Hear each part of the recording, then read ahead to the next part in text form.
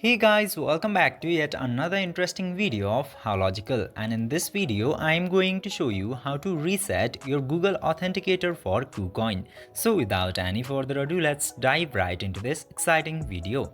Now, in order to reset your Google Authenticator for KuCoin, you just simply have to open your Google Authenticator, and after that this home page will appear. And now after coming into this tab, you just simply have to select your KuCoin and delete this available option. Then after that, go to your KuCoin and again get the security key where you have get it before. Then after that, put the security key into this box and name it KuCoin again. Then after that, click to add, and your KuCoin will successfully be reset into Google Authenticator. I hope this video was helpful for you. If yes, don't forget to like, share and subscribe to the channel to never miss another update. Thank you for watching the video.